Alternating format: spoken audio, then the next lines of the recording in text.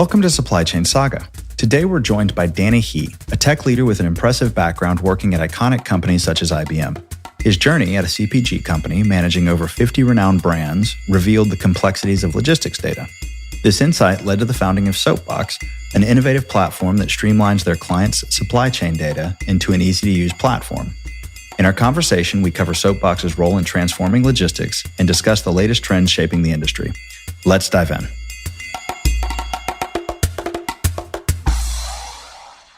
All right, we're live. How's it going? Thanks for having me. Absolutely. Why don't you go ahead and introduce yourself?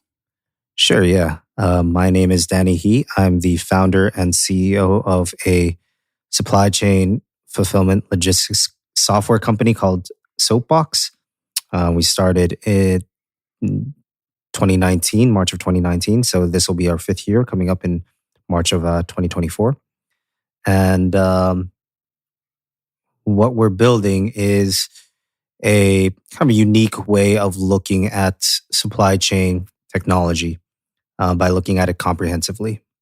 Okay. And because of that, I think we've been able to move in a way that is a lot more interesting enough, a lot more agile than a lot of other companies that are constrained by just staying in their lane, so to speak.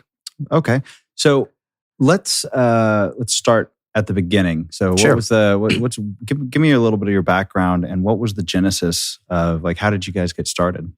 Sure, yeah. So my background is in on the corporate side. So I worked for IBM, managing a large blue chip customer, and that's where I really cut my teeth in the enterprise space with software, services, hardware, support, cloud, right? Like everything.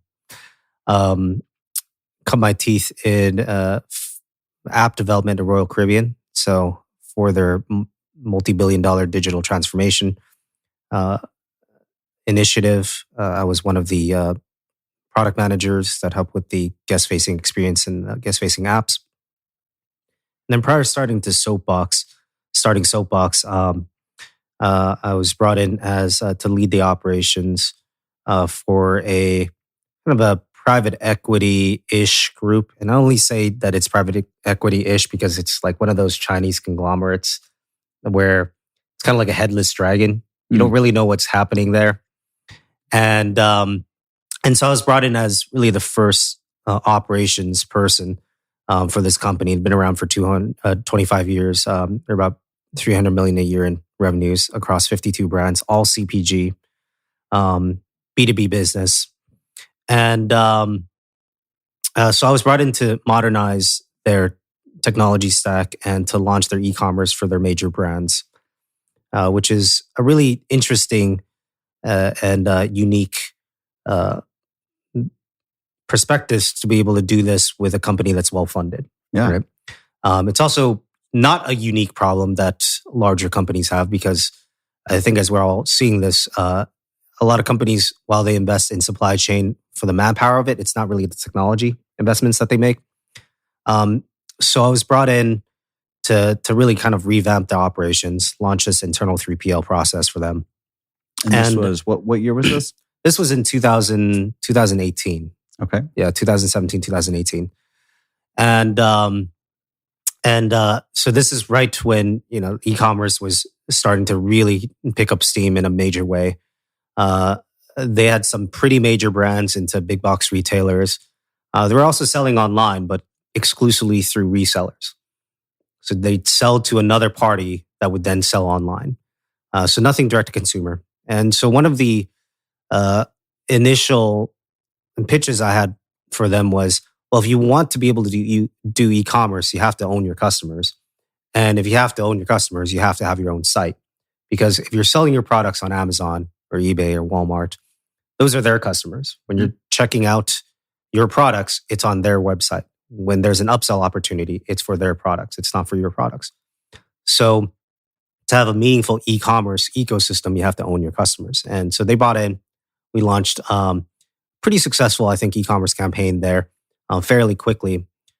And through this proliferation of growth in this space, we were looking at different technologies, and they were using this really old Microsoft Navision install. It was on premise, like in a server room, in the same place they had like egg cartons. It was like a wild, it's very, very legacy business, right? And so as we were looking at revamping their technology and what we needed to do, what really kind of stuck out to me was there were just so many moving pieces within supply chain, logistics, fulfillment, order management, inventory, warehouse, shipping, returns, support, and then all the nuances in each of these workflows. Mm-hmm. And it's kind of a little bit overwhelming, and you can't really, there's only so much research you can do. So we actually brought in FedEx Consulting to help us with identifying best-in-class solutions that can help us tie everything together. So I'm going to pause you for a sec. So they had, you said, about 50 CPG brands? 52, yeah. Okay, so 52 CPG brands. And you were brought in to kind of help with the transfer from, you had this experience with the digitization, I would say, of, you said Royal Caribbean? Yep. And then, so that was a nice feather in the cap. Okay, so this guy can probably help us become more technologically advanced from the logistics and supply chain side. And so your first pitch was effectively, we need to manage our own internal 3PL and bring in all 52 of these brands under one roof. And then you brought in FedEx Consulting to help with that and say, okay, well, we've got these things. We're on this old system. We recognize the system is old. What are our options? Yeah, that's correct. It's really interesting when you talk to different consulting groups.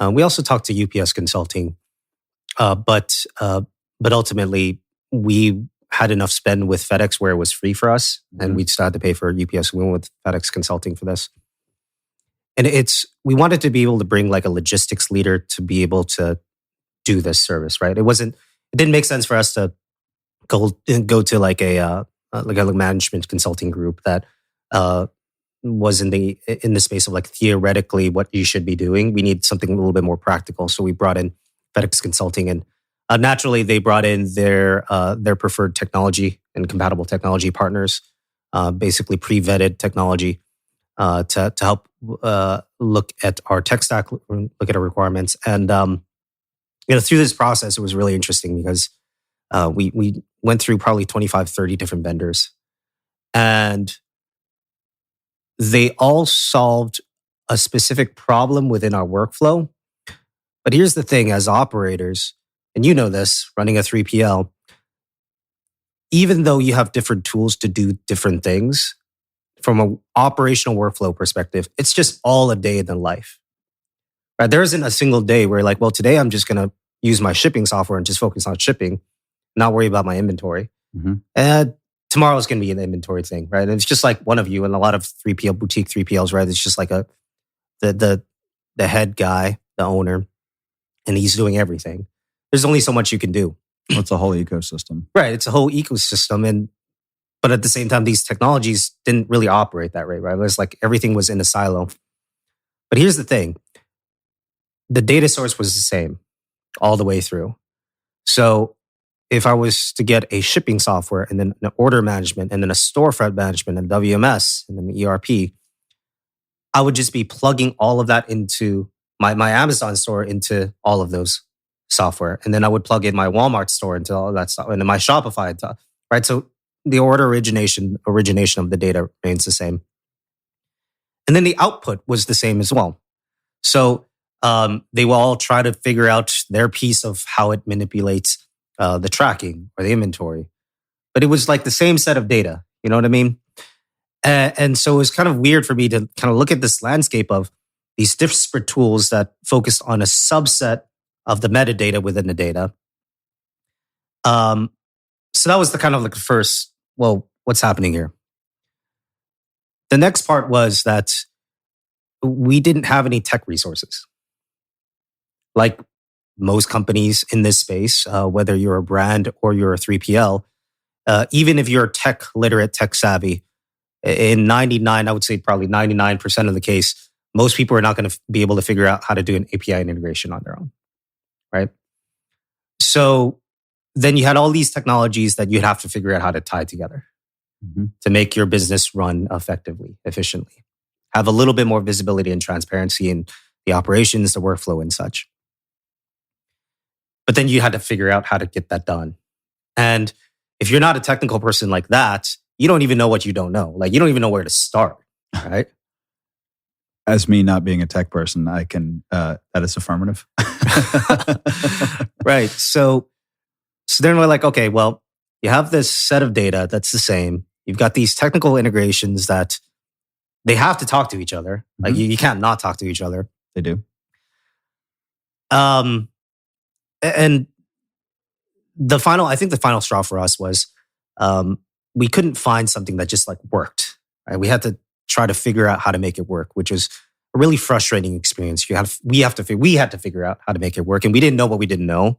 Right. So they're like, well, why don't you look at something like a NetSuite?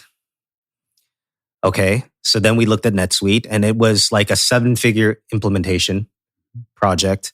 It would have cost 5 figures a month to be able to figure this out. We would have had to hire people that know how to run the software in addition to all of that, just to be able to do this. Oh, and by the way, there's still implementation and integration. It's just now that there's like a central hub, and there's an ecosystem that you knew that of known technologies that work together. And we're thinking like, okay, yeah, we're going to grow this, but we don't really know how much of this we're going to grow. And more importantly, that's kind of like a stopgap measure. It still didn't solve a really kind of critical point in what we needed to do, which is that 3PL management piece. So we wanted these brands to operate autonomously because that's what they are. They're independent brands. But we wanted to be able to take advantage of the economies of scale that this group, being the owner of these groups, have. And so when we're looking at like WMS specifically, we couldn't really find something that made sense. Like, they were all just legacy WMS, and they would have the name like, this is a 3PL solution, right? And you can centralize this 3PL solution. But then you look at it and it's just another WMS. Like, what's the difference between this and literally any other WMS? And there wasn't anything. It was just like a name, basically. And so that's where I had this idea. Well, why don't we just create a software that's built off the entire ecosystem, because it's the same set of data all the way through. In many cases, it's the same or similar team of operators, right? You might, in large cases, obviously you have dedicated teams for like shipping and logistics and warehouse and fulfillment, but it all falls under operations. And when we talk about transparency in data and transparency in supply chain, I always see these tools that, we're going to give you full transparency in this piece, but that's like shining a spotlight in the ocean. Like, what are you going to be able to find, right? So what we've built is this layer where we are, as a proprietary tool, the order management, the inventory management, shipping, returns, 3PL, WMS, TMS, in one native platform that ties in all of the stakeholders within this ecosystem and have them all use a single platform that's seamless and easy to use. Low effort, low integration, and low configuration. Because as a 3PL operator, how often do your customers, number one, know what's happening in your warehouse? Number two, care about what's happening in your warehouse? Well, they care about it all the time. Right. I mean, theoretically, but I mean, it's like they care about it in the sense that like, I care that I breathe. Right. So it's like it has to work. It has to work. And then how often do they know exactly what's going on? I mean, certainly there are customers open tickets all the time requesting an update about this, or they've got a specialty thing, here on this order that needs to be called out, or there are confirmations going that, okay, just making sure that you have everything you need. There's all that sort of stuff, but it's very isolated. And so the expectation is, of course, that the entire relationship just works. And then there are, I would say, like, how often are they fully aware? It's on a case-by-case basis. Yeah. So isn't that just like extra work for the both of you? Yes. I mean, it is. I mean, as a 3PL service provider, I mean, our service is that we're going to handle your logistics. And I think it can be broken down as simply as we receive people's items, we take good care of them, and then we are given a specification for which to build that item to ship it out. And so I look at what we do as a manufacturing process where our raw materials are the customer's products. Right. And so I mean, I think, I don't think that aspect of it and just doing what we said we're going to do. I mean, that's why people hired us in the first place. That's why people work with us. And that to me is not extra work. That is the work. The extra stuff, of course, the out of spec, this one needs a red bow, this one needs a handwritten note, like that sort of stuff, of course, like that's extra work for everybody because they're having to put extra thought into maybe this box is going to an influencer and maybe this one, and so on and so forth. And so that is extra. But I mean, that's also, I think someone, BJ Patterson says it all the time. It's like the one who wins is the one who solves the most problems. Yeah. And so I think while the extra work is just that extra work, it's also something you should hope for in a way because it means you're solving more problems. Yeah, that's a really great, I really like that quote. It's the one that wins is the one that solves the most problems. And when you look at software in this space, right, mm-hmm. It's oftentimes, I think, a lot of the one that solves the most problems is masked by this idea that you can customize everything. Right. I would agree with that. Yeah. Yeah. Every sales, so if I look at WMSs, the trend I see is that WMSs often started as somebody hired somebody in their own warehouse and created something that was built to their process.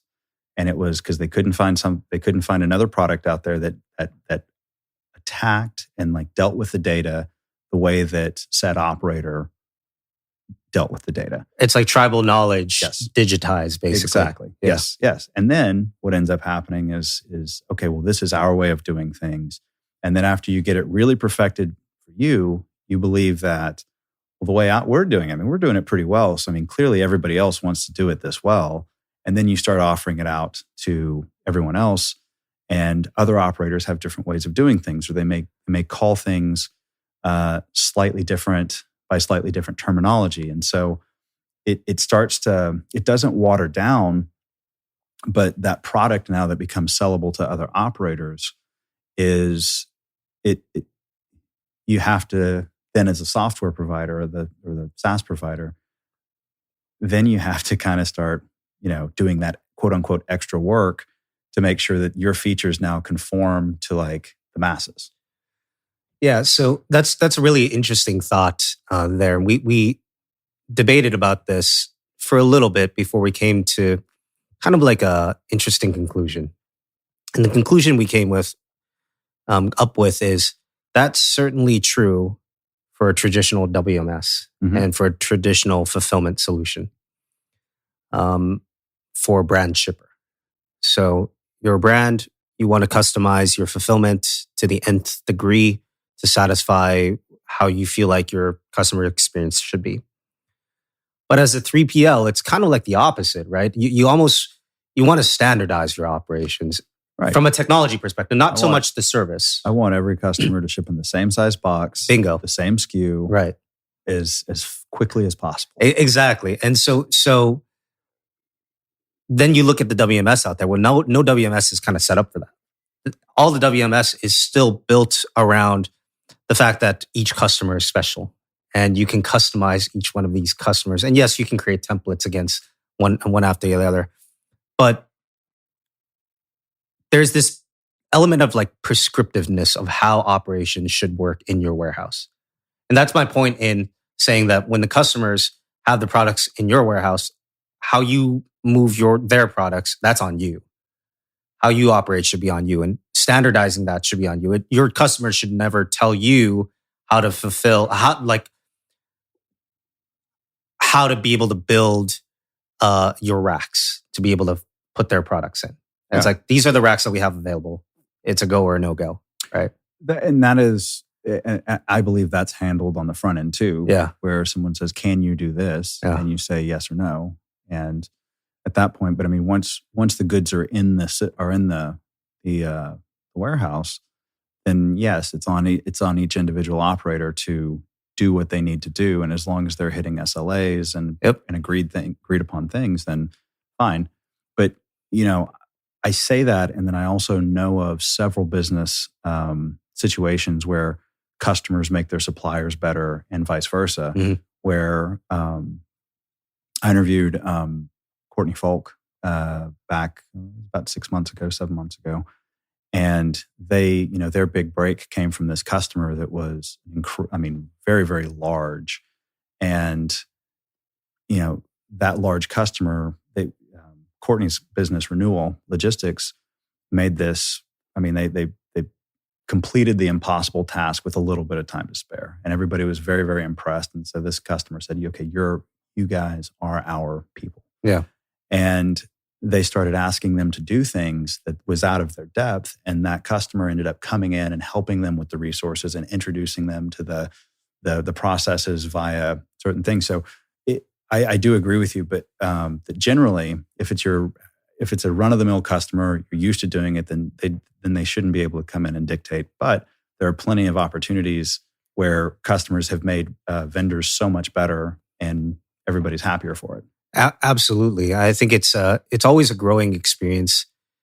And I think what's interesting about that 3PL business is you might have one customer that does that, but you still have your other 49 customers of your 50. That's right. That need to be standardized and make things easier. And it kind of goes along with why we've architected our technology and our solution the way we did is there is a need to standardize a lot of the operating aspects of this. Not because that there aren't exceptions to be managed, but they should be that your default should not be, how do we manage your exception? Your default should be, this is our standard, and every exception should be handled as an exception. Where I think a lot of technology in space, they go the opposite direction, right? We can be infinitely customizable to all of your customers all the time. And that doesn't make a lot of sense because when you onboard within a new technology, typically you'll onboard a single time with that tech team, with that software, and then that's it. And let's say you have 20 customers today, and you get help onboarding your 20 customers. But tomorrow you might have 25 customers. And how are you going to onboard the next 5? How about the next 5? What about offboarding, right? So that's the difference, I think, between a true 3PL WMS and a legacy WMS is because there is this element of continuous onboarding and continuous integration that, quite frankly, you don't have to deal with as a brand shipper, as a direct shipper. Mm-hmm. And so when we're able to standardize that onboarding process, the data that we need, the integrations, and in fact, for us, we actually handle all of the onboarding, technical onboarding for our customers. For our customers, meaning the warehouses, and for their customers, we take care of all the integrations. When we do something like that, we take what, in our research and what we've talked to, one of the largest friction points in growth, which is that onboarding piece, the technical onboarding piece. We take that entire friction point away. And so to that end, this past holiday season, 2023, where I think a lot of our peers in software, they kind of slow down on business development and in onboarding. We were onboarding all the way up until December 31st. Because we take care of the onboarding for our warehouse partners, and because they have enterprise customers that want to start January 1st. And quite frankly, if you're an operator, you don't have the bandwidth to go and figure out technical onboarding for your customers and also fulfill 30,000 orders. Right. You just don't have the bandwidth for that. Even if you had the resources, I know some boutique 3PLs, they have an IT team, and it's great. And guess what the IT team does when it's peak season? They're on the floor picking and packing, right? Because you need them. You got to get the orders out. You're getting 5,000 orders a day. That's what you have to do. All hands, right? That's what they call it. So tell me a little bit. So let's got a decent amount of experience with 3PLs. I mean, so not 3PLs, WMSs. I mean, we went with 3 before settling where we're at now. And tell me about a customer comes on and they start utilizing your program, Soapbox. What's the primary, like, what's going to be the first difference? Like, what is the experience like as a customer? Yeah, so there's actually 2 sides to this when we onboard. We're always onboarding the warehouse, and that's a one-time onboard. We'll set up the like the map of the warehouse, the locations of all the locations and bins, and how you want to pick and pack, and how you configure your pick and pack flows and such. Your receiving hours, docks, right? All of the operational settings. But the true onboarding for us happens at a customer level.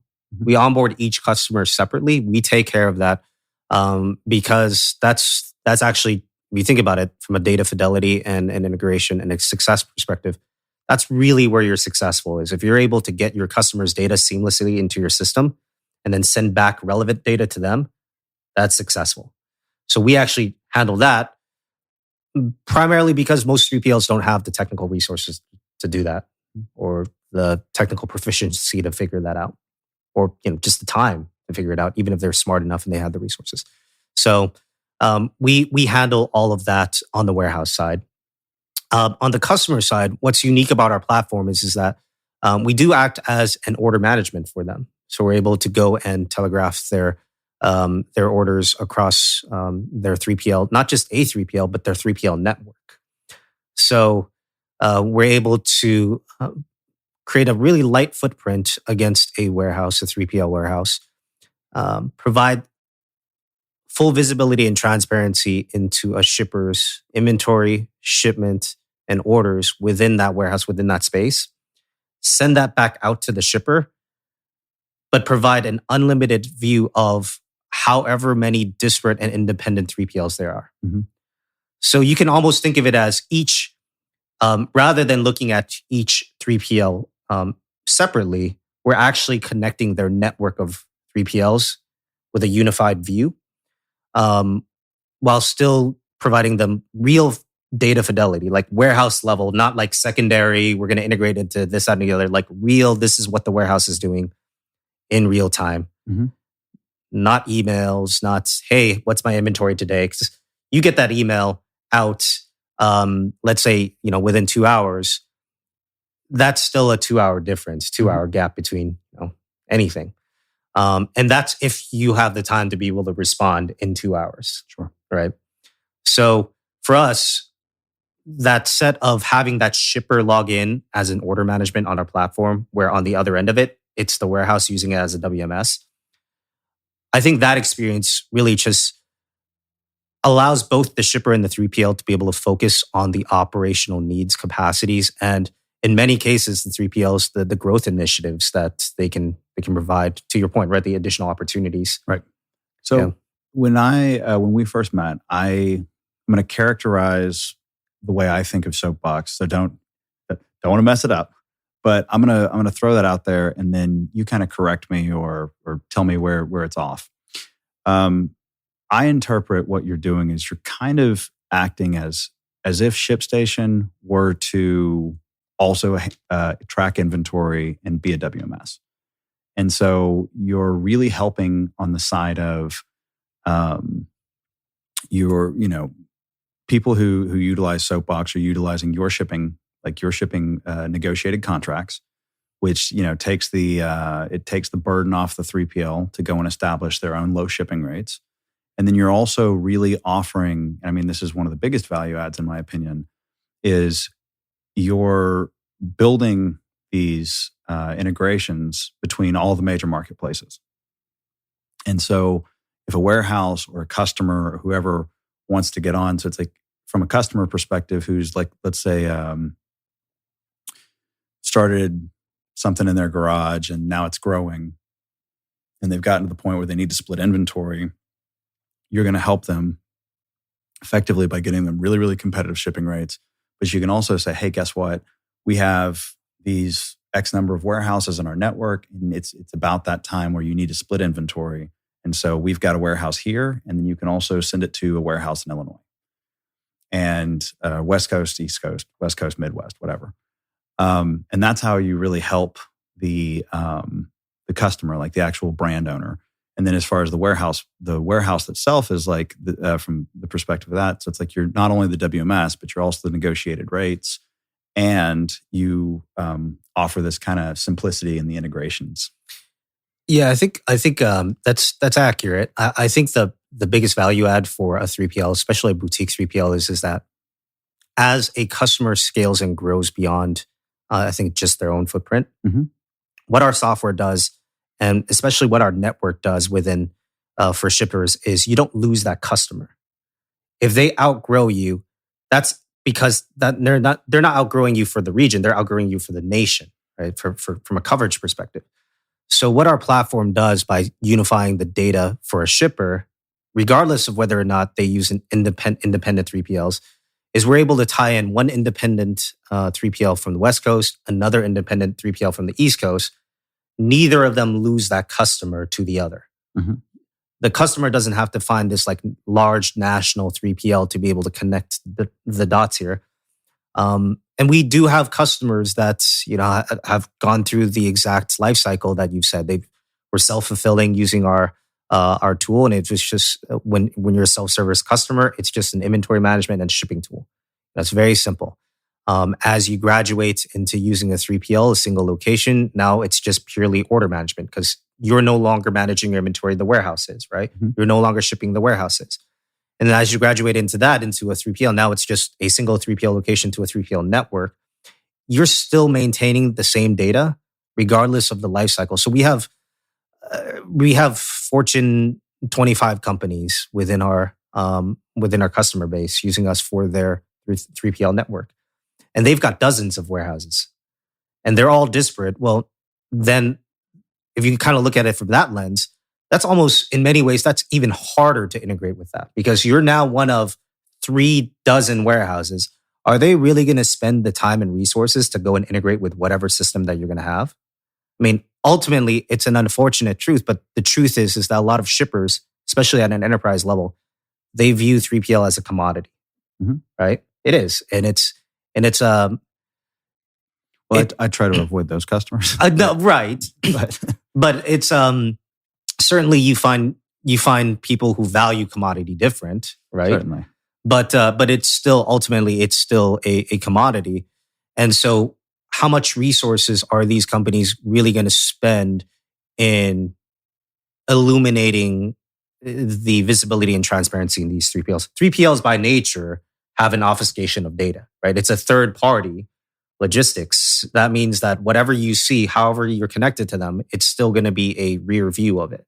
Even if you connected an ERP into a WMS, everything is happening after the fact, right? Everything has already happened in WMS, and then it pulls into your ERP at an enterprise level. The tracking number has already been generated. Everything's already done. Yeah. So that's the difference within our platform. Is they're logging into our platform. They're seeing in real time what's happening at the warehouse across all of their warehouse network. And at a pretty nominal rate too, I might add. It's something that makes a lot of sense, for large companies. So I guess if I'm following that point correctly, whereas like let's say our system pushes information every 15 minutes, every 30 minutes, every hour, yours is happening constant, real time. Every time there's an impulse in the system, it's automatically reflected back to the customer's dashboard. Yeah, I mean it's their data, right? Correct. Yeah. And so, okay, I see that.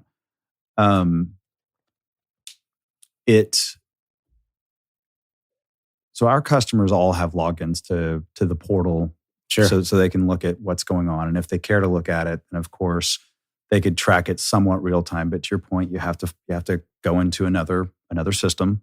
It's not maybe the home dashboard that's tracking all 30 warehouses. Right. Well, it would be if we were just looking at like North Carolina or in our Southern California warehouse.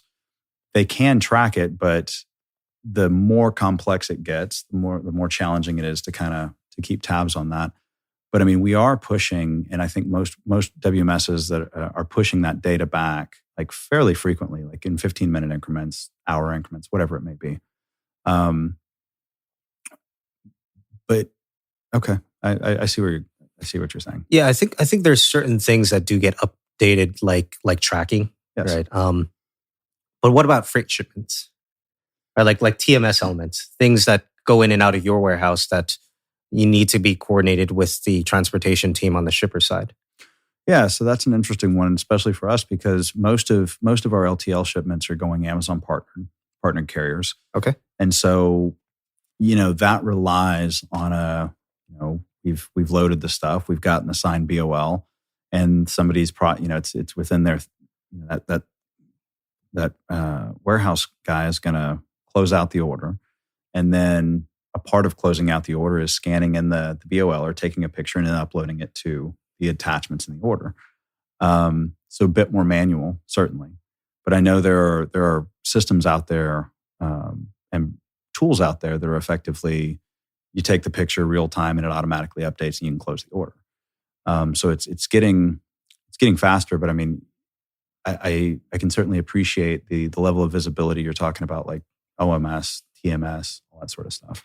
Yeah, I think, and I think where within a warehouse, within the confines of warehouse, what is important to you and the data and metrics and analytics, that's pretty well defined. Mm-hmm. Like, what you're looking for, what is successful, and the data, all of that doesn't change customer to customer, but it does for your customer. And the success metrics for each customer, especially as they get larger, are just totally different. And they might be multifaceted. It's not just a single thing, right? It's just not like order accuracy, also inventory accuracy, time to shipment accuracy, right? Like it's just like a lot of things that they need to be able to see. So as we look at and as we work with upmarket customers, what we found is that those data points just aren't supported in the current WMSs to be able to accurately reflect that level of volume. So I'll give you an example. Mm-hmm. For the first 3 years of our business, we're building our software, but we were a 4PL. Effectively, we were drinking our own juice as we were building the technology. And earlier in 2023, we transitioned over to a full subscription, like a SaaS-based model. And we transitioned over our customers to the warehouse partners, and then we just purely focused on software. And the first enterprise customer that we got is a very large beverage company, one of the largest in the world. And we were actually, they were actually a customer of a warehouse of ours that was on our wait list, that was waiting to be a subscription customer. And what this warehouse told us was this beverage company has a substantial volume through them, and everything was pen and paper. And so when you hear everything is pen and paper, you think analog, but you don't think like pen and paper. Oh, this guy was he was literally pen and paper, as in they were doing 10 million units through this location a month, and they were printing out the emails of everything going in and out and marking that piece of paper of what was going in and out and how much it matched. They would get a bill of lading, of course, and then mark the lot numbers and all that such. But then how did they get the data back to the customer? Well, at the end of every night, they would upload all of that data into a spreadsheet. But because they were warehouse operators, they didn't know how to work a spreadsheet very well. So each day was one cell. All of the data from a day's worth of work was in a cell. So they would have a spreadsheet with 30 cells filled in, and that would be the 30 days. And so when we met with the customer, we asked them, this is a little bit difficult, right? Like, how do you deal with this? It's like, well, this is what we have to do. We have 200 warehouses, and we get reports from them every Friday for all of them. And this is how we reconcile our inventory and shipments. So every one of those 200 warehouses was on pen and paper? Not all of them were on pen and paper, but they were all just manually getting the data feed through spreadsheets from all of them. Wow. And this is a this is one of the top beverage companies in the world. Well, I have to believe that if it ain't broke, don't fix it. From the perspective of it must have been working. It might have taken an army to do it, but and I'm not saying I'm saying that because it's in order to maintain a customer like that, price is right or service is right. Yeah, or some combination thereof. Well, I mean, the price was right. The service was serviceable, but the problem is that there gets to be a point where the data has to match. Certainly. And that's the biggest issue. Well, you can't. So imagine if they got a data dump from 200 warehouses on a Friday for that week, for the past 7 days. Think about how long it would take to just normalize that data and throw it into the ERP. Once you threw it in the ERP, think about how long it would take to then figure out how to make use of that. So let's call it best case scenario, like 2 weeks, 2.5 weeks. Okay. That means that their inventory view and their shipment view is 2 weeks behind. Yep. Actuals versus projected. Now they have to then reconcile what happens within that 2 weeks every single day. That's when you're running a multi-billion-dollar company.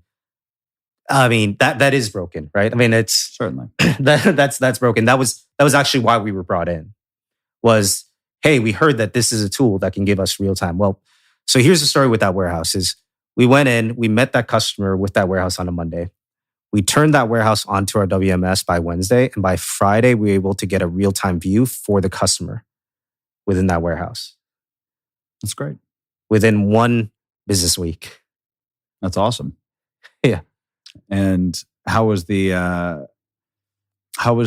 adoption of technology in the warehouse? Was there any pushback? Was there? Yeah. So no, there wasn't a lot of pushback because they were drowning. Like they didn't have locations. They didn't have anything. It was just everything was being pen and paper written. Mm. They didn't have any system in there. So we helped within that time frame. We were there. We physically went. We helped scope that out, build all of that, made a really simple process. Everything was just pallets. And they didn't have a lot of SKUs coming in through it. So it was really easy for us to be able to like mark everything off for it. Right. We gave them a very rudimentary floor plan to be able to, at the very least, have general locations because they were getting 30 trucks a day. Right? I mean, it's like impossible volumes to be able to manually track effectively.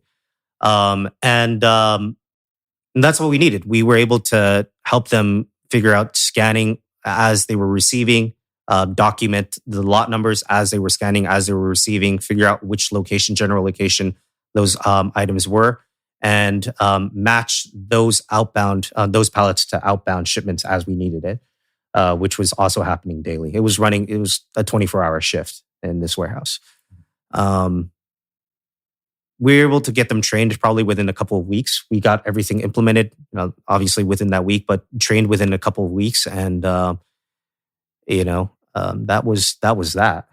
And this is all mobile app on Zebra or whatever. Yeah, they had scanners they weren't using because they didn't have a system. Basically, they inherited these scanners with the lease of the warehouse.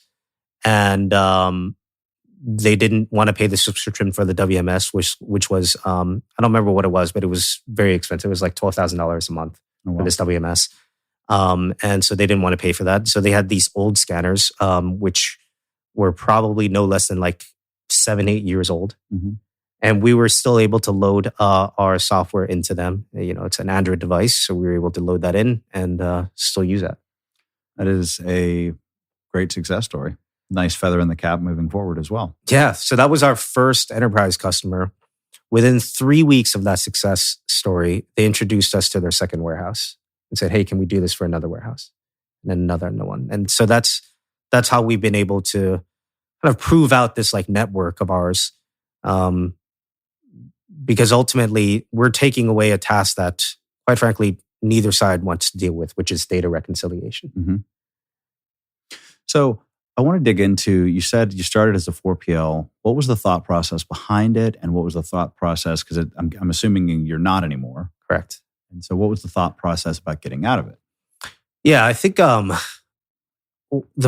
reason we wanted to get into the 4PL one was because I think the opportunities were just there, right? I mean, I think at the peak of the pandemic, the matchmaking services between brands and 3PL. There just wasn't enough of it. Mm-hmm. Enough that was able to kind of tie in technology. I think people were able to provide sourcing for capacity, but I think what it was missing was that technology layer. And so we did both, right? We already had the technology. It needed to be built out and fleshed out a little bit more. But the primary reason we launched it was opportunity. But more importantly, we needed to be able to know how this business ran. And for us, being a 4PL gave us some really, really interesting asymmetrical knowledge. We were able to become the shipper for the 3PL, where we were also the 3PL for the shipper. And so by having this asymmetrical knowledge, we were able to build technology that fit the requirements, the needs, and just become a value driver for both. No, it wasn't an assumptive thing. Like we were assuming what the customers wanted and we just built the technology. We were the customers on both sides. Yeah. And so because of that, I mean, our goal was always to not have like put our stamp on the 4PL space. It was always a learning experience to be able to get to our software to a point where it's commercializable, mm-hmm. which is where we landed earlier last year. But yeah, I think just the opportunities that were available within that space was great. One of the reasons that we got out, outside of the fact that we felt that software was ready to be commercialized for warehouses and for shippers alike, beyond that, I think it was just 4PL as a business it's very challenging. There are a lot of operational pieces on both sides that you have to deal with while having no control over either one. And while I appreciate, I think the 4PL's ability to help fill capacity for 3PLs, I think the business model is a little bit funky, right? Like taking a percentage or a markup on everything, number one, just creates additional costs for the shipper. But two, more importantly, just as a 3PL, your margins it's tough. The shipper in this case being my customer. Your customer. Yeah, the person who owned the goods. Correct. Okay. Yeah. I mean, your margins are already, you're the service operator, mm-hmm. right? You're the service operator. You're the people who are doing this. The lease is in your company's name. And it just, to be completely honest, it just never felt right for us to be able to say, hey, let's take a percentage of storage just because we sourced the customer, or let's take a percentage of this. Understanding the value behind it, but it didn't feel equitable for the value we brought. Having worked with some 4PLs, there are some that are just want to kind of serve up a lead, and there are some that have extensive legal, like they've got their own legal team that helps negotiate the contract. And like, I mean, there's no question. I see like the aspects of value. And of course, if you've been very successful at, let's say, raising money, and you've got that social proof out there, and you say that you vetted somebody and you did site visits and like we're doing the legwork. I mean, I understand it, and it's a very, very expensive way to give a referral. Basically. Exactly. And it's kind of hard because I think from the 4PL's perspective, it's like, I don't think they're very specific about who their customer is. Because on the one hand, you have to have the 3PL. And then because they have the space, they have the operations, they've got the insurance, et cetera. And on the other hand, but you also have to serve a customer and make that customer feel like they're getting a good deal. And it really, they need operators to be very good and very attentive and receptive. Well, responsive, not receptive. I mean, receptive as well, but more responsive, and offer a high level of service. But at the same time, you go back to the other side and you say, well, if the market's doing this, this is the deal that we're getting you.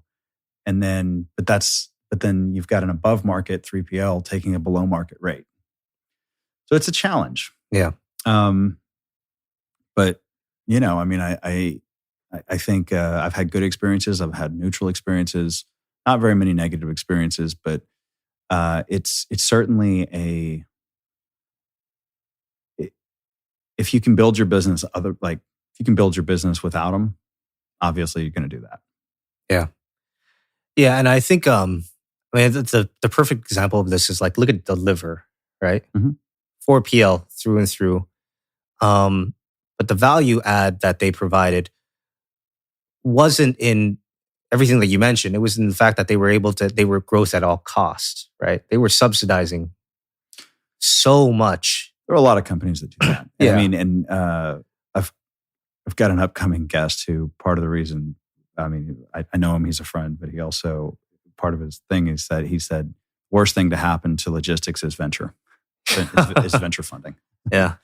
And it has allowed, I say that logistics and supply chain is an industry that's very bound by gravity and physics. Yep. I mean, physical space, and obviously we're all bound by gravity. We're all subject to the laws of gravity. But if I want to enhance capacity in a tech company, I can put another rack in the server rack, or another server in the rack. Excuse me. Yeah. And you can double, triple your space in a matter of days, assuming you have the hardware. Yeah. It's not the same with a warehouse. I mean, you've got lead times on pallet racking, you've got negotiations with landlords, et cetera, et cetera. And so it's a multi-month process typically to get more space on board. And then once you outfit a warehouse, you really slot yourself for the type of products that you're going to bring in. Are you a cross-dock operation? Or are you a pick and pack operation? Are you some combination thereof? So you have to be very, very thoughtful and intentional. Yeah, and I think that's the gap between, to your point, like the gap between a 4PL and a 3PL is, as a 4PL, you don't have that intentionality. You don't have that thoughtfulness. Your goal is to fill space. Mm-hmm. However it is, whoever's willing to take it, you just want that space to be filled. And I think it's an interesting business, and I think it works. It definitely works for those shippers that just they just want to be able to have pre-qualified and just make it as easy as possible. It's an easy way to be able to vet certain things, which is fine. But I think what I've seen, and from our experience and from talking to our 4PL network, when we had our 4PL, our 3PL network, was there's very few scenarios where it doesn't put a little bit more strain on the 3PL. Yes, absolutely. And as I think the one thing that me personally, I've sympathized about having run a warehouse is it's already hard enough as it is to run a warehouse. When we talk to 3PL operators, it's not the same as talking to a brand. It's not the same as talking to a software company. These are, regardless of how sophisticated they are, it's blue collar work. Mm-hmm. And there's just something in my DNA that has a really hard time with putting this unnecessary burden on people who are actually, to your point, bounded by gravity. Right? They're the ones that are walking on the moon, and we're saying, "Hey, we're here to collect your taxes." Yeah.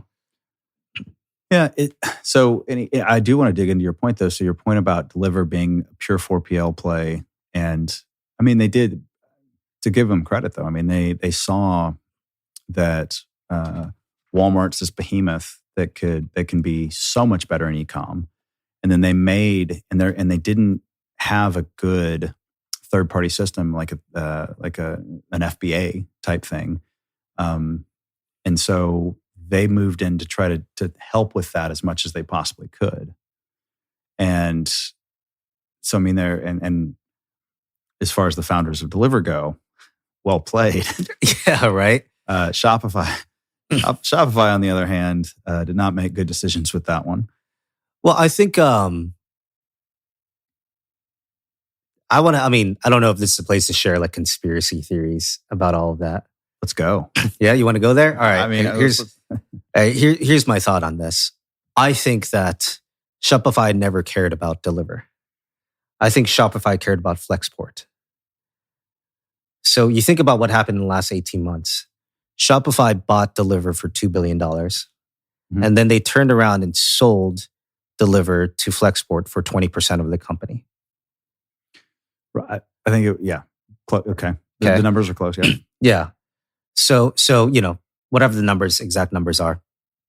But then you look at who did the deal at Flexport, and it wasn't the founder. It was this new CEO that came in, guess what, from Amazon, and that had partnered with Shopify. Okay. Well, now Shopify wanted to go, upstream more on the supply chain side, right? Mm-hmm. And Flexport's really, from a tech supply chain perspective, they've got that locked down pretty well. They're one of the larger guys out there for it. How do you buy into a supply chain company without buying into a supply chain company? You give them deliver, which is what Flexport wanted. Flexport wanted more of the life cycle of package handling. They wanted the transit. That's what they care about, is the transit of things. Right? They don't care about the warehousing. They care about the transit of things. So my theory has always been that they were over leveraging deliver for something else, and that something, in my opinion, ended up being Flexport.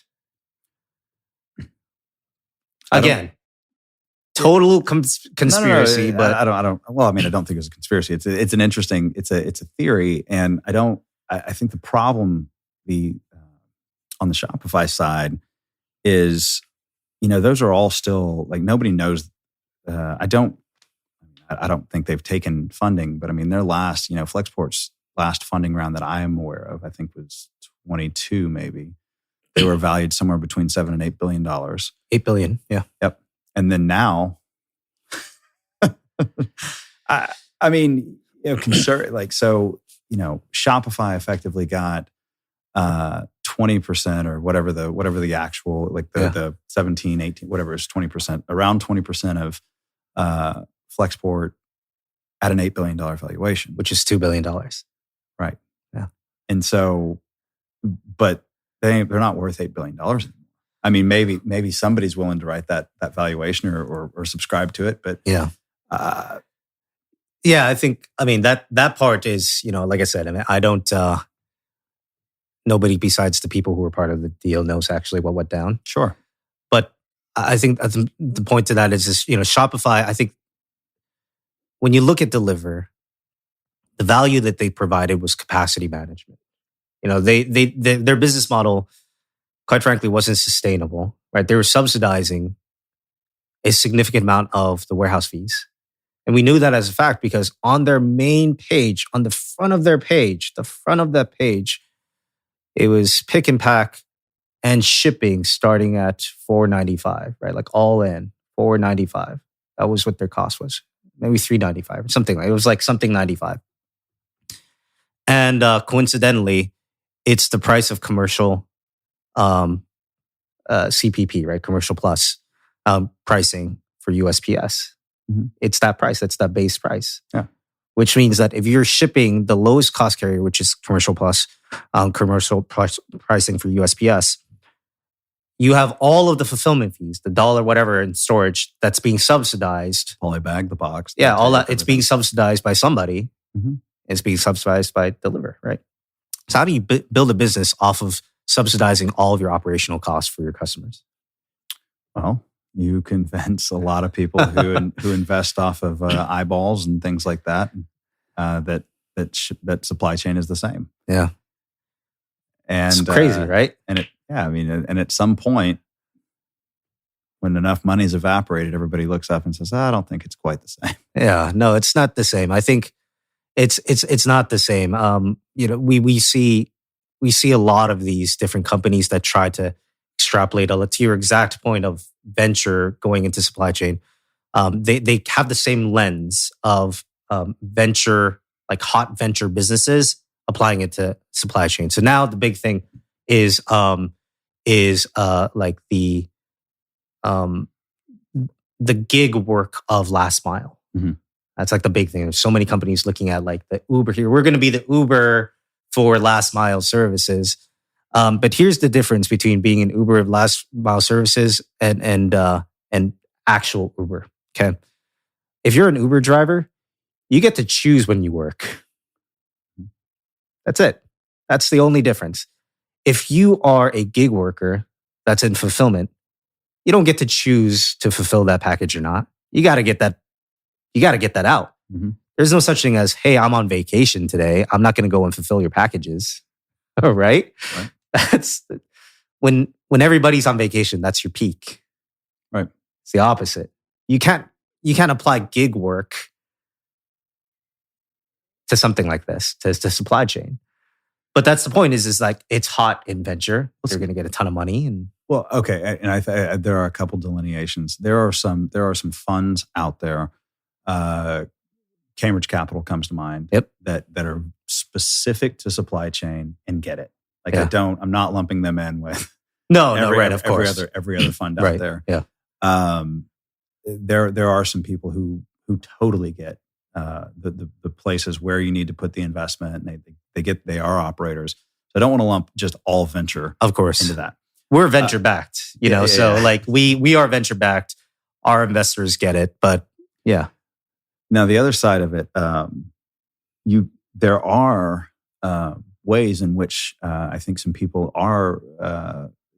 being Amazon in this case. There was a segment on the Wall Street Journal that it was the shipping wars. It's like a 7 or 8 minute video. You can find it on YouTube, where they've gone from having these 2 to now. I mean, we've got our 5 million or 4 point something million square foot facility in Ontario now. Yeah. But they're going to much smaller buildings where they're doing everything. And it's the whole idea was that their average click to dock, click purchase, buy button to dock is like 11 minutes. And they're implementing Uber-like drivers to come in, take some orders, and go deliver those orders. Right. And then they truly are gig workers in the sense that they are choosing to go and do a route. Exactly. That's different. That's different. That's different. And they're also the outside. They're outside of the walls of the warehouse. Yeah. Exactly. When I'm talking about supply chain, I'm talking about inside the walls of a warehouse where, companies are looking to take fulfillment and take your home and make it a fulfillment center. Yeah. Right? Yeah. How crazy is that? It's wild. Yeah. It's wild. How much, without saying the dollar amount, you have a 7-figure insurance for your warehouse. Mhm. Yeah. You know why? Because every 3PL has a 7-figure insurance for their warehouse. Yeah. Doesn't matter how small it is, it's 7 figures. So the idea of sending my products over to some person's garage for them to fulfill, and this is where I'm going to fulfill it. Like I said, as an Uber driver, even as a last mile driver, you still get to choose when you work. But let's say I have my inventory in, Aunt Susie's house somewhere in LA. Okay. And Aunt Susie decides to get sick and can't fulfill my orders. Mm-hmm. Now what?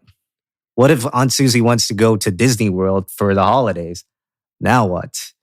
Right? There's just certain, I think, interesting trends that just, quite frankly, you have to stay in your lane for certain things. So I guess I'm not as aware of people other than small business owners themselves running their own homes as fulfillment. I guess I'm not as aware that people are doing micro fulfillment out of their homes. Yeah, on behalf of other people. Yeah, there are companies that are building out entire networks that are getting venture funded, a ton of venture funding for this concept, without having the understanding of having to work with any actual large scale 3PL. Oh, okay. Interesting, right? It's very interesting. I wonder how. What happens when a feeder truck starts showing up, 28-foot truck in the residential? Yeah, right. In somebody's townhome. Yeah, yeah. It's obviously it doesn't work for the larger companies and larger customers like that. It's just for it's the idea of can you democratize hyper local fulfillment?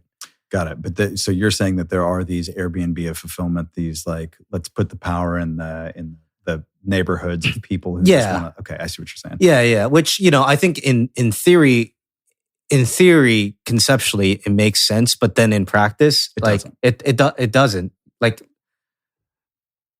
Vacation. Yeah, Like, you no, got I the- get it. I get it. Like it's just that's just what it comes down to.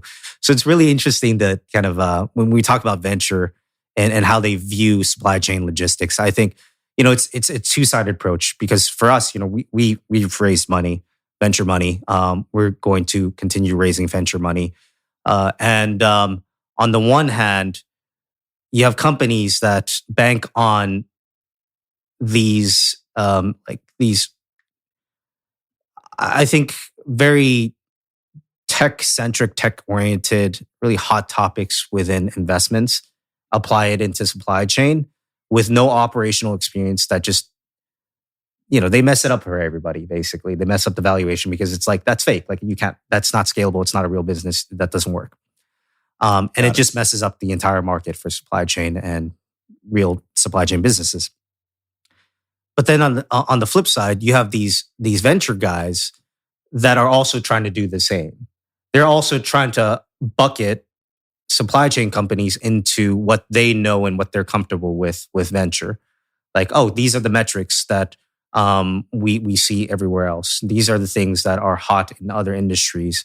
So you should do things more like them, not understanding that there's this level of like groundedness and like to your point, like the gravity of, well, yeah, that's great, but where the digital meets the physical and the wheel meets the pavement, that it is a lot more expansive within supply chain than like an Uber. Yeah, right? I think that makes sense. So switching gears a little bit, what are some of the big trends you're seeing? So I mean, there's Amazon has been so dominant for so long; they're going to remain dominant for a long time. But you also have, Walmart starting to nip at the heels. They're starting to get a lot more aggressive. Target's a little, we're not sure about Target yet, how exactly they're going to react. TikTok fulfillment is like coming in hot and heavy. I don't know if it's Shein or Shein. Do you know, Shein? Shein? Is that okay? So Shein and then Temu. Temu, yeah. So what are we? And then there's live commerce is another big one. Yeah, that's interesting. Doug McMillan, right? This past week was in a TV morning show talking about Walmart fulfillment, like on e-commerce and Walmart fulfillment services and the investments that they're going to make in the coming years. How it's like a top priority basically for the company in pushing that through. And I think you're going to see some pretty interesting things coming out of Walmart. Their investments, that I think they're starting to do something that they were maybe hesitant to do previously, which is they're starting to invest internally in their solution rather than like purchasing something, right? So they bought like Jet, and that I don't think that turned out the way that they thought. They partnered with Deliver with 4PL, which was kind of okay, but then it still didn't leverage their strength, which is they have 3,000 plus retail stores. They have dozens of distribution centers. They have a major real estate footprint, and they just never took advantage. They never looked at it from like the maybe they did. I don't never say never because I'm not a part of obviously a Walmart team, but I think they are really seriously looking into their existing infrastructure to leverage all of that. Certainly, yeah. So you'll have that. Well, they had their trucking. Yeah, I mean they've had it for years. They've had, as you say, the DCs. Yeah. The interesting thing I always thought about Walmart, and I learned this when I very first getting into kind of the industry, is that I thought, man, it'd just be so easy for them to just start doing what Amazon's doing. But no, because they built every single one of those DCs to be pallet in, pallet out operations. Like no direct-to-consumer fulfillment out of there. And so you almost have to build an operation right next door that is much more focused on that. If you're going to try to emulate the Amazon FC network, or like carve out an existing footprint within your existing distribution centers to do something, have a dedicated zone for it. It's that part I think is interesting, but I think there's another shift that, and you brought this up to an extent from a marketplace perspective, the Sheins and Temus of the world. There's two parts that I want to talk on that. One is the the customer base that's associated with that. And the second is the supply chain. So the customer base, and I don't mean like the end customer, I mean the merchants. So think about Amazon 10 years ago versus now. 10 years ago, you were typing in a brand and you would recognize the names of the brand on Amazon. And now you would type in any brand of you would type in anything, any commodity, and you don't know what anything it is. Right? It's like a bunch of overseas brands, and they're like, I don't understand any of this stuff. It's they've almost like over commoditized everything. It seems like, and this is my own purchasing behavior. Yeah. If Amazon to me is going online, and it's like your virtual Walmart meets Target meets Home Depot and meets Barnes and Noble. Meets swap meet, because you don't know where these goods are coming in from. No. That's right? Yeah, that's fair. But I mean, if it's a household commodity. Oh yeah. Or, there are certain things like, but I mean, if it's something that you would find in one of those type of big box stores, it's just so much easier to go online and search for it. All of the gifts I bought this year were directly marketed to me, whether it was on LinkedIn or something that popped through on Instagram or something along those lines. Everything I ended up buying for other people, which I'm not a huge gift person. Yeah, me neither. So, I mean, I bought like 2 gifts this year. Yeah. And then I bought a couple of things for myself. But all those things were bought directly from their website. Yeah. Directly from the brand's website. Yes. Not from Amazon. Yeah. So I think that's the, I don't want to say the right way to do it, because that's not, you want to support the brands, basically. I certainly want to support the brands, but I'm just, it's how they're making it through the noise, how they're cutting through the noise, though. To my point is like, you don't get on Amazon and they serve you just a random thing. I mean, they kind of do, but they're not serving you, I look at this thing and next thing I look at is this unique thing. Yeah. A lot of these companies are investing in their own media, like not just pay-per-click, not some little infomercial thing that you can get on Amazon Enhanced Content or anything like that. Yeah. But literally, like, look at this problem. I mean, they're doing it in real form, in like Instagram Reels. Like they're doing it in that real format. Or TikTok. Yeah. Fortunately, I've not succumbed to... I don't have TikTok either. Hey! Look at us. I haven't succumbed to that, but... the people that are making it interesting, they're making it cheeky. I hear about people mentioned on a podcast or this or that. It's like, I'll check them out. It's like, that might align with my thing, with the way I view myself. And so I go after it that way. But all the, my Miss Myers dish soap or my USB extension, phone charger, right? All those things. Yeah. Amazon all day. Yeah. And it's interesting because it's not just Amazon Basics anymore, right? Like it's almost that program has almost like disappeared in favor of like these gray label items that I feel like are Amazon driven and Amazon, I don't want to say controlled, but it's almost as if Amazon said, hey, here is some of the top things to a group of manufacturers, and they're just importing a bunch of these things in. Yep. So when we started, I got into this by being a third-party seller on Amazon. Yeah. And that's how, and it was a couple of years later that I figured out we needed to have our own supply chain situation. And, at that time I couldn't find 3PLs who were willing to work with such a small person with no like minimum, without a minimum spend, like that kind of stuff. So that's why I started Warehouse Republic. So fast forward and,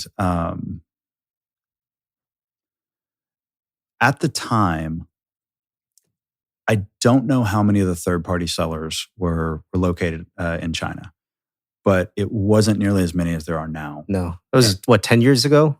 2016. 2015. 8 years ago? Is when we started. Yeah. And at the time, I remember speaking to my old business partner and saying, the Chinese sellers will never, we know we're working with trading companies. We're rarely working directly with the factory, but they're never going to figure out how to market to us. Yeah. I was so freaking wrong. Yeah. And now I couldn't, you would be hard pressed to find this, but I have I know a friend in Amazon who said that third-party sellers are 80% represented by Chinese now. Yeah, and I think that they've made the barrier for it so much lower, and I think it's actually been empowered by Amazon to a degree. It has, I think. I believe that to be true. And, I don't think the number of, if you just look at the cost structure, you have a $15 item, 15% of it comes off the top from Amazon. Yep. The referral fee, let's say if you're lucky, $1 pay-per-click comes off, and those products might be $250 to land, $250 a unit. You can make, in the grand scheme of things, the third-party seller, American person sitting in, Iowa, Texas, wherever they want to be, could walk away with, $4 or $5 a product, and that's a pretty low price product. And this was, back when we started. Now, you've got these trading companies sitting there, and they're like, wait a minute. I mean, I'm just making $1.75 a unit. These people, but it's being sold for $15 a unit. So they have a whole lot more cushion that they can come down, and they make a lot more money. So it's just like, it's this natural progression of continuing to try to serve the customer as quote unquote good as possible.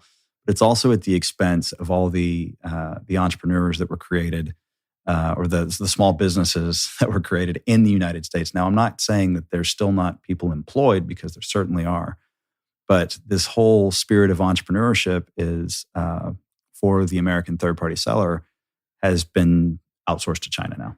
Yeah, certainly for products that can be commoditized, right? I mean, yeah, that's certainly the case. Well, I mean, but there are other things. There are other criticisms where it's like, if you look at so let's say you come up with the perfect push-up and you trademark it and you get it made. Let's say you invest in the plastic injection molding and you do it all here in the United States, which is unlikely, but let's say you do. Somebody in China is going to look at that and they're going to start knocking it off. And there are ways to get to prove that you have the trademark and to go after them immediately. But it is such a heavy lift for a small brand to do that it's like it's not typically it's much harder than you would think to protect your brand. And Amazon makes it somewhat easy, but not super easy. And I mean, because at the end of the day, they don't really care who sells; they just care that the product is sold. Yeah, it's it's kind of interesting. I have this friend that I talk to about this, and we talk about how competition breeds innovation, but over competition kills it for this exact reason, right? Because how do you compete with whatever it is? How do you compete with the idea that whatever it is you think is going to be great and unique is going to get knocked off immediately for a company that cares more about the product sales than the brand? Mm-hmm. And so there are a couple companies, obviously, that have just broken through in the years. Like Scrub Daddy comes to mind. Scrub Daddy, yeah. Yeah, I mean, Scrub Daddy is just, it's just the simplest thing. It's a sponge with a smiley face. It's the easiest thing to knock off, right? But at the same time, it's Scrub Daddy. I've never even seen a knockoff Scrub Daddy That's online. A good point. I've never looked. I'm sure they exist, but but the knockoff has not broken through the noise. Right, exactly. So it's almost, to your point, I think branding and marketing, you just mentioned, right? In the holidays, the only things that you bought were directly marketed towards you, So you cut through. So there's still a possibility to do that, but it kind of goes into my second point of, I mentioned the first point is just the fact that you have this oversaturation of these products. Well, then now you have this oversaturation of these vendors that are selling products and putting it into warehouses that are displacing all of the other customers' products. And that's, I think, something that is, from a supply chain impact perspective, I think that is much larger in the grand scheme of things than the marketplace aspect. because ultimately that just drives up the cost of supply chain for everybody.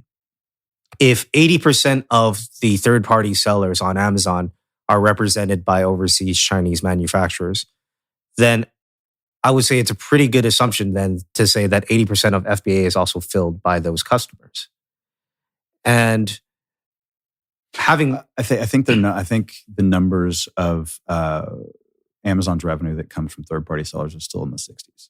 okay, Yeah, but of the third-party sellers, and like I said, you would be very hard-pressed to find that 80% number. That's just what somebody who works there told, mentioned in a conversation. So it's like you kind of have to take. I mean, I think that's probably accurate. If you said a USB charger, yeah, and you search USB charger, how far down a listing would you have to go to find a brand that you would recognize? probably quite a ways. Yeah. I mean, And how many listings would they have?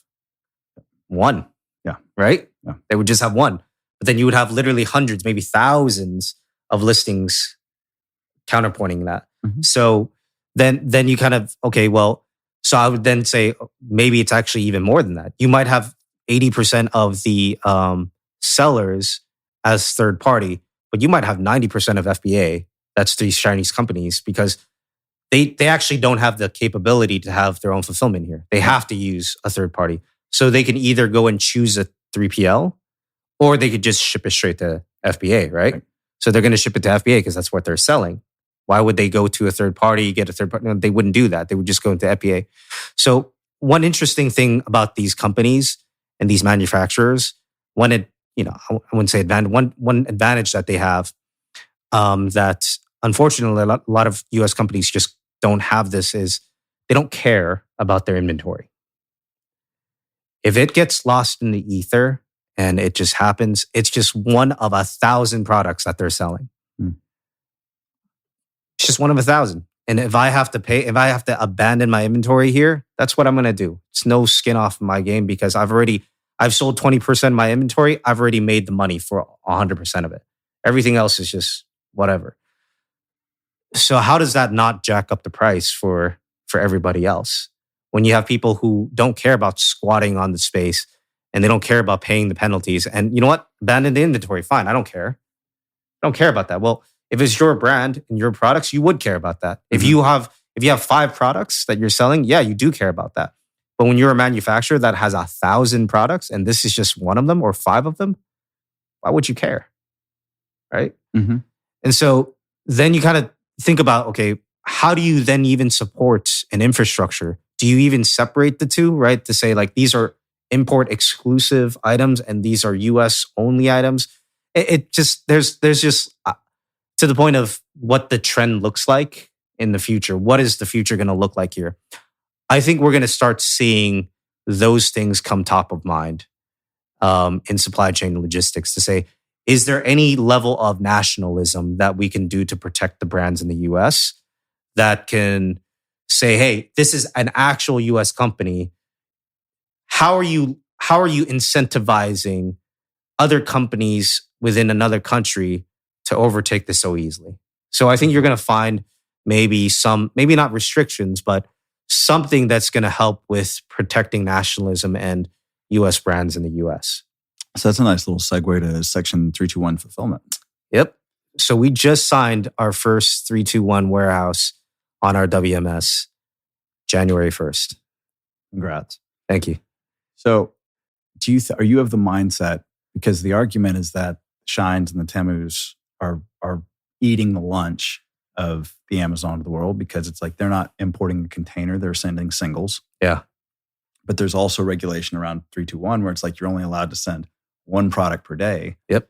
So there's this really interesting thing where it's like, so are they just signing thousands of sellers or thousands of different accounts and then just importing, or it'd be a lot more than thousands, obviously. Well, it's you're only allowed one.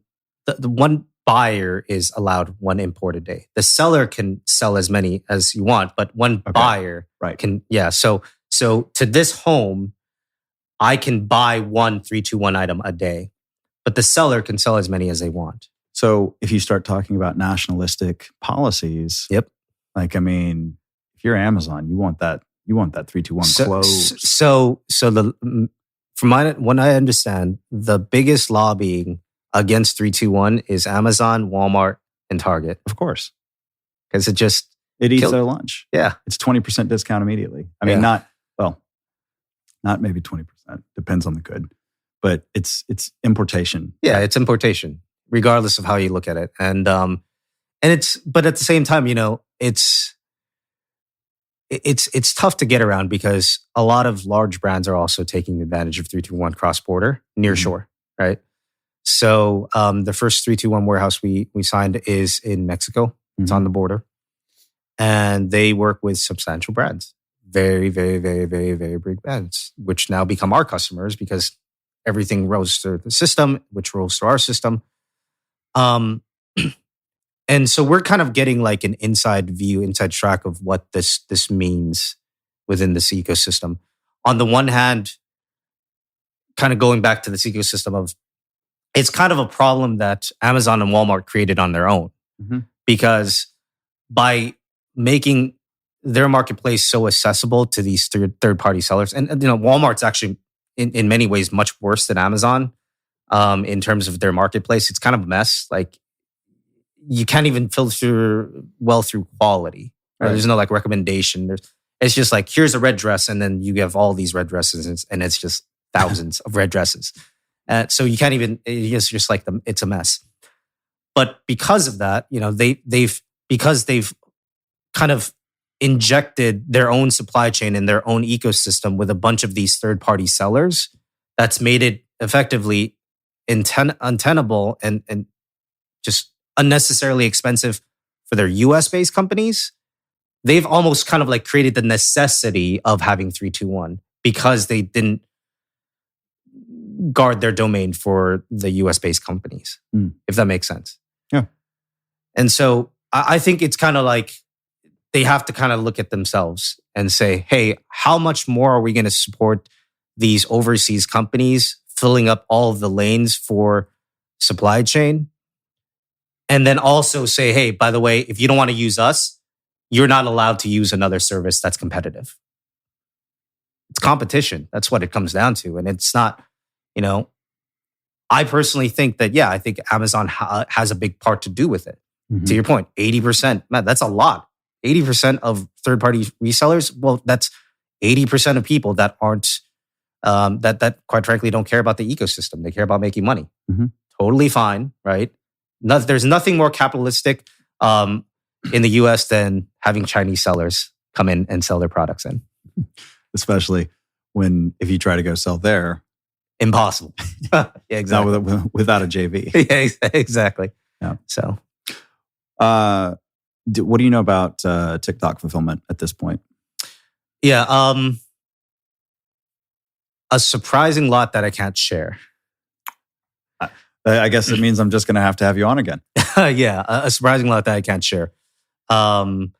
We've been in discussion with TikTok since before they launched TikTok e-commerce. And they have some very, very sharp folks over there. I think it remains to be seen how it's going to get deployed because it's a 4PL network that they're deploying through this. And they want to apply a lot of the e-commerce foundational e-commerce logistics and supply chain that worked in China here. Remains to be seen how effective it potentially can be. But here's the thing. Nobody's just selling on TikTok. Right. If you're selling on TikTok, you're selling in a bunch of other places. So anytime I hear like a specific, this storefront is launching their fulfillment, well, that's great. And that's going to be a great value add for your existing customers. But it's almost a guaranteed thing that your existing customers are not just selling within your platform. So I don't think it's going to take away from like the boutique 3PLs of the world. And in fact, it's just going to be another plug into the ecosystem. It's another storefront. Yeah. Yeah. Well, I'm certainly going to look forward to as those things develop and as you can share them. Look forward to learning more. And this was a lot of fun. Yeah. Thanks for having me. Oh, thanks for making the time, as always. Yeah. Anything, website, how to contact, how to follow, throw anything else out there that anybody might be helpful so people can get in touch with you. And of course, if anybody reaches out to me, I can forward on contacts. Yeah, I appreciate that. Yeah. So thank you for the time again for this. If you are a company that's looking to have visibility into your existing 3PL infrastructure, if you're a 3PL that's looking for streamlined WMS, or if you just want to be able to consolidate your operations, please visit us at www.soap-bx.com. We are a all-in-one stop technology platform, and I think we are a great value add, whether you're a small business fulfilling out of your home or a multinational enterprise. We have customer bases in both, and we provide equal value for all of our customers. So, thank you. Absolutely. Well, all right, everybody. Thanks for listening.